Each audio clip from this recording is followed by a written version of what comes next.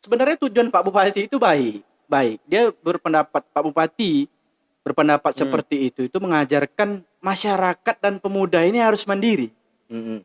Tidak melulu yang tadi itu yang saya bilang Ya. disusui dan segala macam lah. Tidak harus seperti itu. Artinya statement Pak Bupati ini bisa dijadikan dasar kita untuk melakukan perubahan.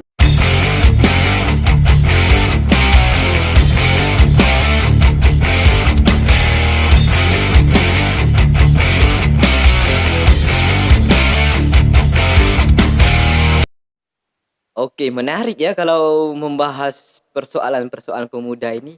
Menarik. Iya, tetapi yang Anda kutip dari kata Pak Bupati ya, Ya, Pak Bupati. ya pemuda tidak harus di kantoran, Ya, ya bisa betul, kan? betul. Pilihan dia ya, Pilihan. bertani, nelayan. Mau mencangkul. Iya, Betul. ada juga kan terkadang kita menemu hobi seseorang kan, Ya, walaupun hobi. dia di kantoran, Ya. tapi hobi dia itu ada yang suka bercocok tanam, nelayan ya.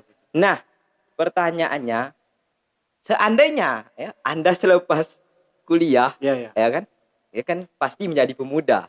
Betul. Nah, apa yang Anda lakukan? Oke, kalau saya kebetulan punya hobinya mancing. Mancing dan apa ya? Karena saya hobinya mancing, biasa saya mancing sama teman-teman itu kayak sampan itu kan. Hobi. Jadi kalau saya nanti kerja gitu mungkin di instansi misalnya, saya dapat rezeki gitu kerja di instansi.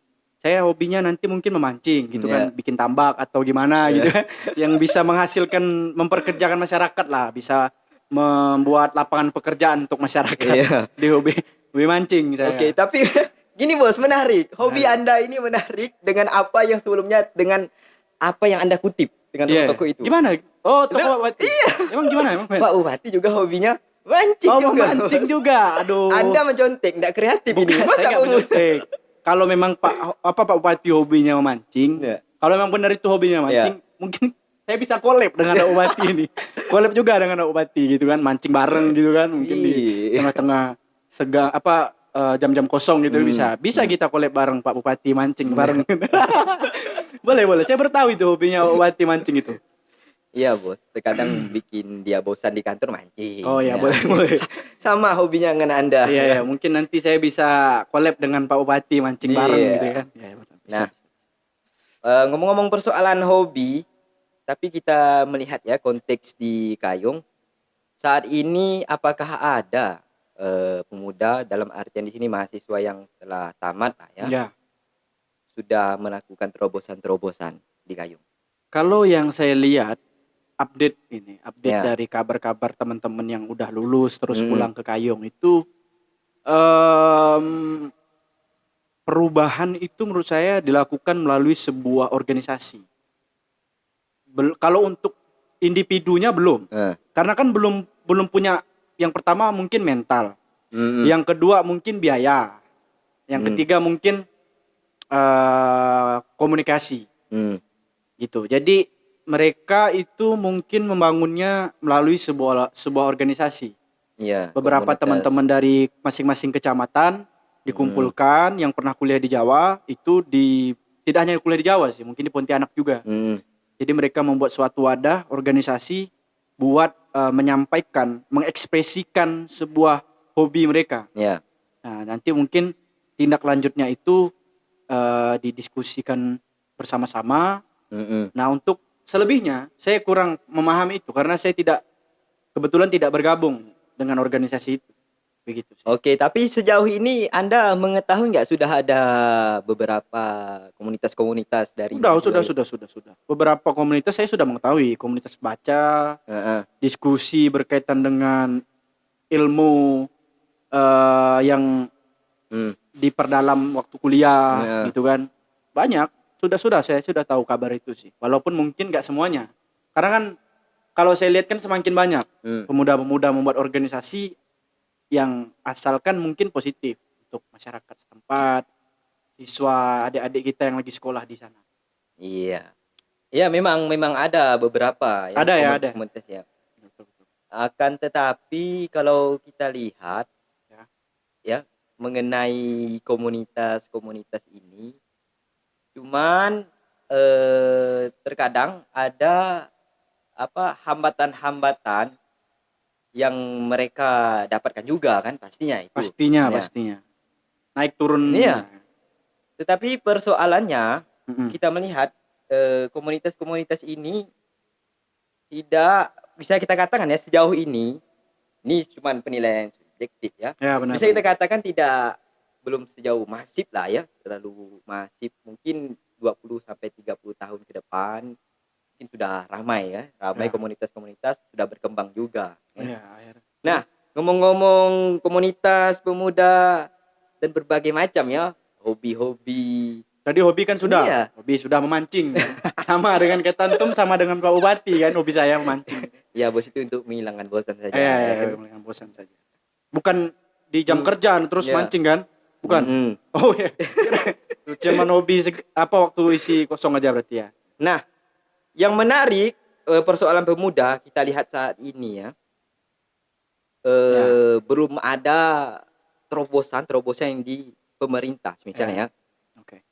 Terlepas mahasiswa lah ya, jadi mahasiswa itu misalnya calon Pak Kades ya kan, calon DPRD belum ada. Yang rata-rata pemain senior, bos. Senior. Nah, kalau Anda sendiri gimana tanggapi?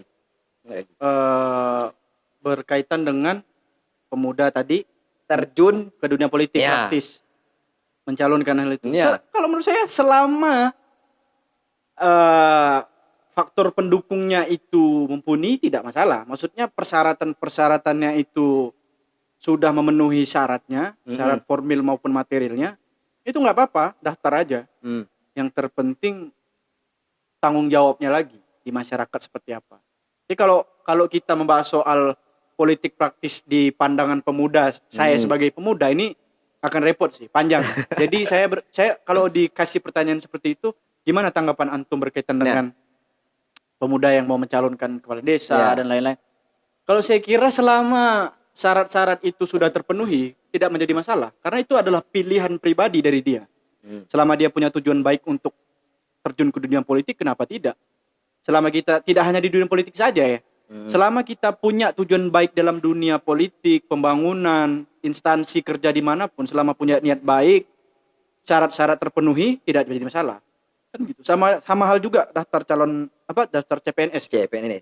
Selama syarat itu terpenuhi, IPK antum tinggi, bisa mengerjakan soal dan lain-lain, ya silakan. Just do it aja, lakuin aja gitu. Oke ya, tapi mengenai persoalan pemuda terjun ke ranah politik praktis ini, terkadang banyak hambatan-hambatan juga. Ada hambatannya? Iya. Misal dari senior-senior di atas kan menekan, bos. Ini fakta atau gimana? Intervensi. Enggak, sebentar, ini fakta atau gimana? Saya tidak terlalu ingin menanggapi hal yang tidak fakta, bos. Tidak tentu kebenarannya. Fakta. Politik kecil-kecilan aja di daerah itu sudah melakukan intervensi. Jadi kepala desa aja. Iya. Antum berapa besar intervensi dari orang-orang itu? Kalau menurut saya, mencalonkan diri untuk menjadi sebuah mencalonkan diri untuk menjadi pengambil keputusan atau wakil rakyat, itu sangat penting lah. Maksudnya adanya intervensi ataupun tidak, selama kita balik pada statement saya awal tadi, kalau kita mampu secara keseluruhan, intervensi apapun, orang lain tetap akan menilai kita ini adalah orang yang cocok untuk menjadi seorang pemimpin. Jadi mengenai intervensi itu menurut saya hal yang wajar.